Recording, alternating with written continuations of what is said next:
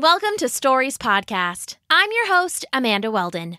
Today's story is called The Incredible Singing Tortoise, an adaptation of a West African fable written for you by Daniel Hinds. Thanks! Enjoy the episode! The Incredible Singing Tortoise.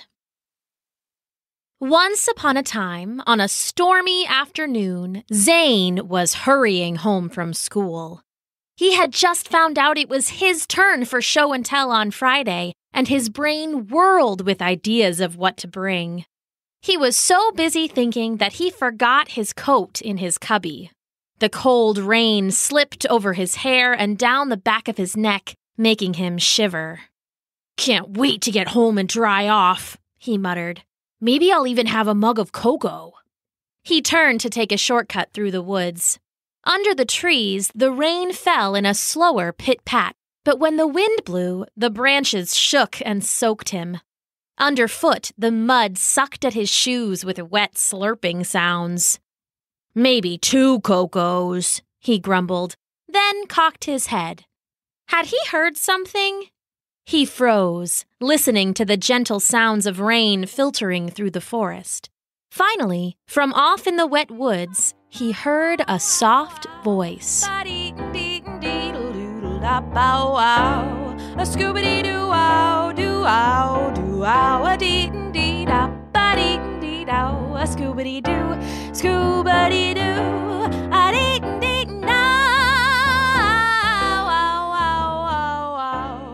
Zane peered into the trees. He wasn't in a forest, really. It was just a strip of woods between a house and a bunch of condos. There wasn't space for anyone to be hiding, not unless they were buried in the fallen leaves. "Maybe somebody dropped their phone?" he said, thinking of the joggers who always breezed by, listening to music. Zane stepped off the path towards the singing, his feet squelching through the mud. "Or maybe it's an old toy," he thought. "Perfect for show and tell." He hunted around by his feet. "Where is it?" he said, searching. His arms and legs were soon soaked as he waded into the wet leaves. "Come on, play another song."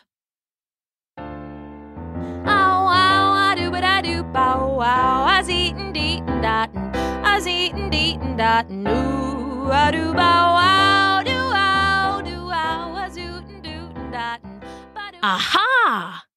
Zane pushed aside another branch and found not a phone, but a knobbly little tortoise. The creature seemed to smile up at him and then sang another bar. Zane fell back onto his butt in the mud. "What? How?" he said. "You can sing?" "I can sing," the tortoise said. Zane's jaw dropped. "And you can talk?" "And I can talk," she agreed, "but I usually don't." "A talking tortoise. Is that more impressive than a singing tortoise?" "Yeah." "Why?" she asked, cocking her leathery head. "I don't know, but it definitely is," Zane said. "I'm Zane. What's your name?" "Hi, Zane. My name is Alicia." "Alicia, you have to come with me for show and tell this Friday." "Show and tell?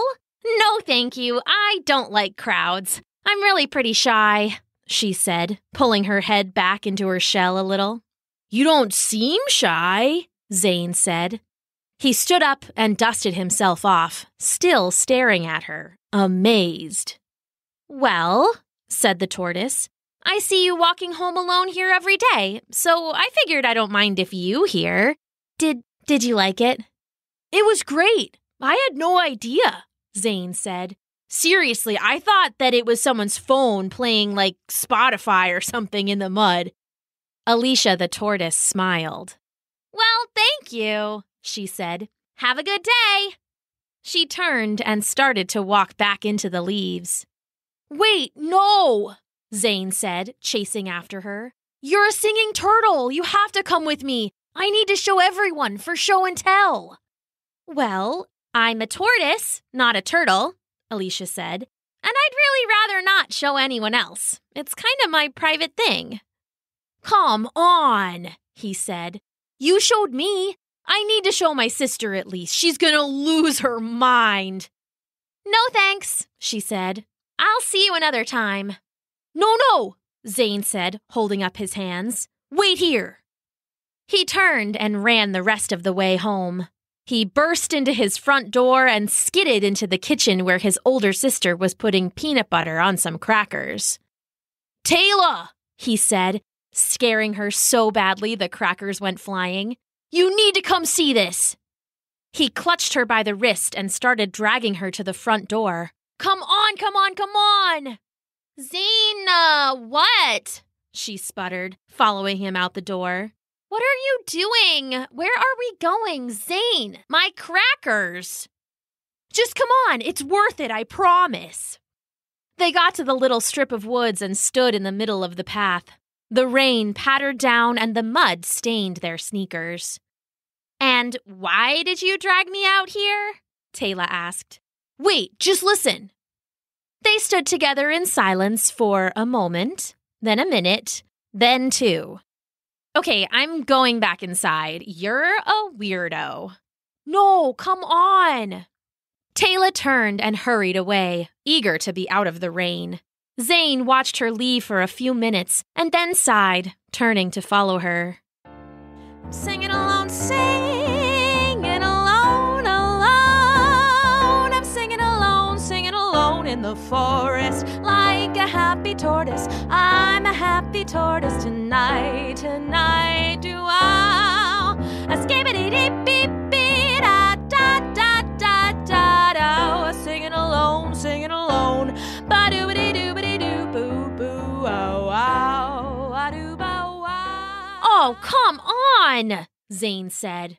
Now you sing. I told you, Alicia said, appearing from a nearby log. I'm shy. I don't like to sing in front of strangers. You made me look like a crazy person. Don't blame me, she said. I told you I wouldn't sing. What about show and tell? I already said no, she said. That's way too many people, and I don't like crowds. Zane turned and stalked away, muttering to himself. He thought about it all night and during breakfast the next morning. That day at school, he couldn't help but tell his friends about the incredible singing tortoise he had found. After listening intently to his story, they all agreed he was making it up. I swear, Zane said, it's the truth. Sounds like you hit your head, said his friend Ash. You sure you didn't fall asleep watching anime again? No, Alicia is real, Zane insisted, a little too loudly. Come with me after school, I'll show you. They doubted him still, but a few agreed to go. Zane led them there proudly that afternoon, bragging about what he had found. I swear you'll love her. It's just this little tortoise, and don't call her a turtle, okay? And she sings this little song. Ready? Hey, Alicia, we're here. His voice echoed into the damp trees. Whatever, said Ash, turning to the others. I knew he was lying. They all muttered their agreement. No, wait, said Zane. Just another minute. A minute passed in long, agonizing silence. All right, said Ash. Let's go. Thanks for wasting our time, Zane. His friends walked away, shaking their heads. Zane sighed again and sat on a stump. Stupid turtle, he said, kicking at a clod of mud. Made me look like a liar. Scooby-doo-ow, scooby-doo-ow, a-zee-dee-dee-dee-dee-doo-ow. Oh, stop bothering me. Listen to me, please. A zoobity-doobity-doobity-doobity-doobity-doo-ow-ow. Right now, a zoobity-doo-ba-doo-tin, a zoobity-doo-ba-doo-doo-doo-doo-ow. Right now. Hey! Zane shouted, tracking Alicia down by her song. What's your problem? You made me look like a liar. I told you I'm shy, she said, peeking out from under a leaf pile. You didn't listen to me. How is this my fault? You couldn't just sing a little for my friends? Zane said, kicking at the leaves. Come on. I keep telling you, I don't like singing in front of people, the tortoise said back. I can only sing in front of you because you happen to walk by every day. Well, I want to bring you for show and tell, Zane said. No one has anything as cool as a singing turtle. Again, tortoise. Whatever, you'll be the coolest and I'll be the coolest and everyone will love it. No, I don't want to, Alicia said. I'm sorry. Well, don't be sorry, Zane said, because you're coming. I'll stop by Friday morning to pick you up. Please don't. Friday morning, he said. Show and tell. Don't forget. The next day, Zane told the rest of his class what he was bringing in for show and tell. They all thought he was crazy, but he promised them it was true. Friday morning, on the way to school, he stopped to pick up Alicia the tortoise. Rise and shine! Let's go to school! He called into the woods. She wasn't there. Hey! He called, kicking at the leaves and looking in the logs. It's show and tell time. Where are you? He hunted all over and couldn't find her. Finally, he had to give up and head to school. When it was his turn to show and tell, he slunk to the front of the class. And where is your... The teacher looked down at a piece of paper on her lap. Singing turtle toy? Zane looked up at the rest of the class. He had never been in front of so many people at once before. Even though they were all his friends and classmates, he found his belly began to flip. He felt calm a moment before, but being there, exposed in front of everyone, he felt naked. His body tensed up, and he found he couldn't speak. Zane felt his cheeks burn. A few of his classmates began to snicker. It was too much. The embarrassment, the crowd, his belly. He turned and walked out the classroom door, shutting it behind him. He started for the bathroom, but his teacher caught up with him in the hall. Zane expected to get in trouble, but the teacher only smiled at him kindly. Public speaking can be tough, she said, leaning down to look him in the eye. In fact, it's always tough. I once froze up at a funeral for my niece's goldfish.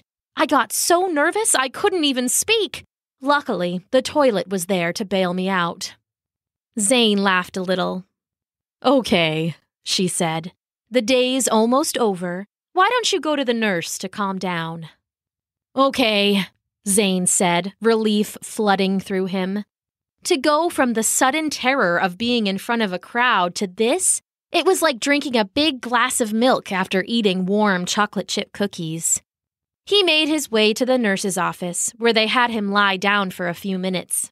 As he settled back, Zane thought again about show and tell and how scared he felt in front of a crowd.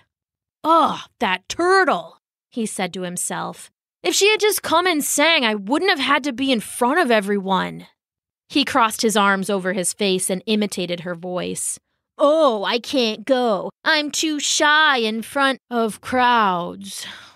He realized what he was saying as it came out of his mouth. The poor tortoise. She hated that too, and he had tried to force her to do it anyway. She kept saying no, and he had ignored her over and over because he'd only been thinking about himself. Why hadn't he thought about her feelings? Did other people remember to think about everyone else's feelings all the time? The rest of the day seemed to pass in slow motion. Finally, the students were dismissed, and Zane started to run home. He pounded across the blacktop and didn't stop until he made it to the woods. He stood there for a moment among the trees, hands on his knees, panting to catch his breath. "Alicia! Tortoise, not turtle!" he called. "Alicia, I'm so sorry. I should have listened. I'm sorry I tried to make you come to show and tell when you kept telling me no. I'm sorry I tried to make you sing." There was silence. "I'm sorry," he said again, knowing he'd found something wonderful and worried he'd scare it away. I won't ever bother you again, he said. I promise. He turned and started walking. It was useless, he thought to himself. She had probably already moved on to sing in another piece of woods, one without any annoying kids nearby. I should have listened when she said she didn't want to sing, he thought. Zane sighed as the trees began to thin. Then, soft but sure over the crunch of his footsteps,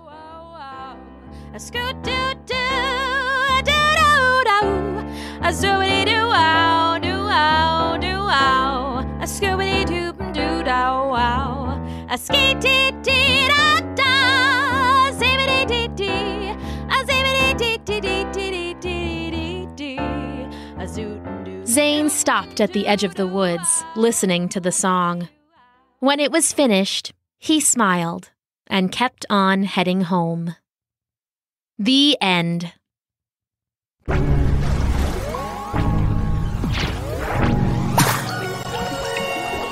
Thanks for listening.